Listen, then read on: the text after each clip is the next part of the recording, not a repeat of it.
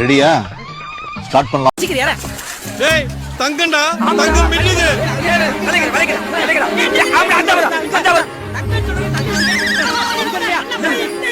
தங்க அங்கலடா, இந்த ஆளு பௌர்ணமி டாப்டா. கொய்யால அவன வந்தா பாரியா என் சிங்க குட்டி. வந்துடா அவடா. என்ன கண்ணு கூசுது? என்னது இது? திராவிட முன்னேற்ற கழகத்தின் கட்டப்பாவாவும் கூட என்ன எடுத்துக்கங்க. நீங்க என்ன கட்டப்பா தலை புது நான்சி ஸ்டவா மாதிரி இருக்குது. எந்த ஒரு மொட்டை எனக்கு எங்க லட்டு தலையை பார்த்தா என் இரு கண்களும் கூசுகிறது. ஆளுங்கட்சினா போய் அட்டை மாதிரி ஒட்டிக்கிறது, எதிர்கட்சியா இருக்கையில போய் பயந்து பம்பி போறது கட்டப்பா நான் அல்ல.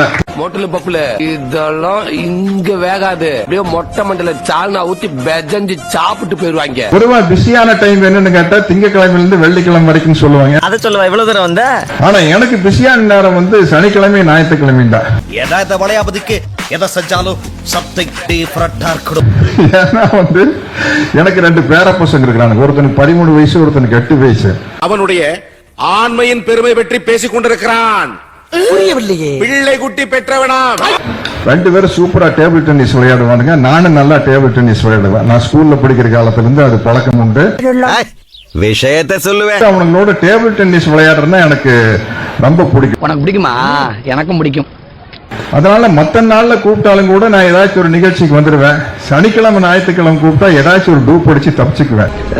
சாரு சொன்னாரு திங்கக்கிழமைல இருந்து வெள்ளிக்கிழமை கூப்பிட்டா நான் வந்துருவேன். சனி ஞாயிறுல கண்டிப்பா வரமாட்டேன். டேபிள் டென்னிஸ் விளையாடணும்னு. அப்புறம் என்ன நீங்க வந்த? திமுக ஆளுங்கட்சியா இருந்தாலும் கூட ஏதாச்சும் டூப் அடிச்சு தப்பிச்சுக்குவேன். எதிர்கட்சியாக இருக்கையில நிச்சயமாக திமுகவிற்கு துணையாக நிற்பேன். நான் தான் இருக்கேன்ல. ஐயோ நீ இருந்தா என்ன, இல்லாட்டி என்ன, போமா கிளம்புமா. அதாவது திராவிட முன்னேற்ற கழக சமூகத்தில் கீழ்நிலையில் இருப்பவர்களை மேல்நிலைக்கு கொண்டு வருவது தான் அவங்களுடைய முதல் கொள்கை. யார் நீயா? அது என்னமா கொஞ்சம் கூட வெக்கப்படாம பேசிட்ட? ஆட்சியில இருந்தா திமுக ஆளும் கட்சி, ஆட்சியில் இல்லாவிட்டால் ஆளும் கட்சியை ஆளும் கட்சி.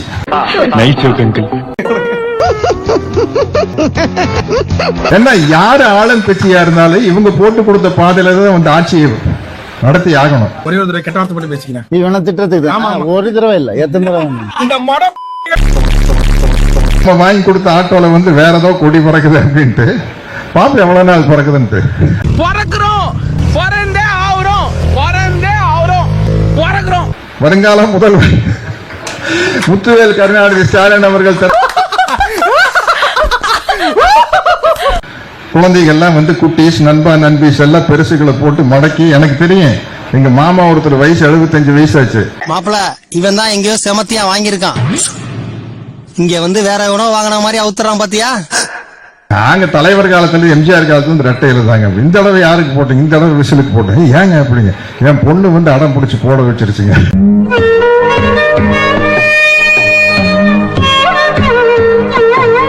இனிமே அப்படி இருந்தா லைசன்ஸ் ரத்து செஞ்சிருவோம். அப்படி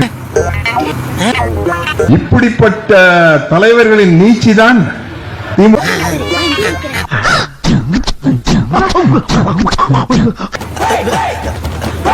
வேண்டாம், ஒரு கூட்டமா இருக்கு.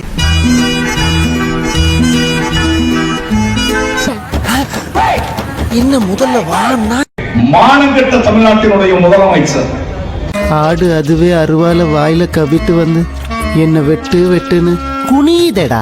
உன்னை சட்டமன்றத்துக்குள்ள வச்சு பாத்துக்கிறோம்டா. பயந்துட்டப்பா. நான் என்ன கோமாளி பையில நினைச்சுக்கிட்டு இருக்கிறேன். பார்த்தா தெரியல, பட் நீ பேசினா கண்டுபிடிச்சிடலாம். சட்டமன்றத்தை பூட்டுவானா? பூட்டினா உனக்கு எலும்பு இருக்காது, ஒட்டச்சிட்டு தான் உன்னை இப்படி அடித்து விடுவானா. தைரியம் இருந்தா செய்யறா பாக்கலாம். தளபதியுடைய எலும்ப உடைச்சிட்டு தான் வந்து நான் வெளியில வருவேன்னு ஒருத்தன் சொல்றான். இவனை என்ன செய்யலாம் நீங்க சொல்லுங்க. செருப்ப காட்டிட்டு அடிக்கிறீங்க.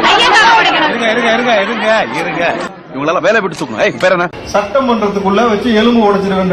நீ ஒரு அப்பனுக்கு பிறந்திருந்தா. திமுக சட்டமன்ற உறுப்பினர் மார்க்கண்டேயன் கைது செய்யப்பட்டிருக்கிறார்.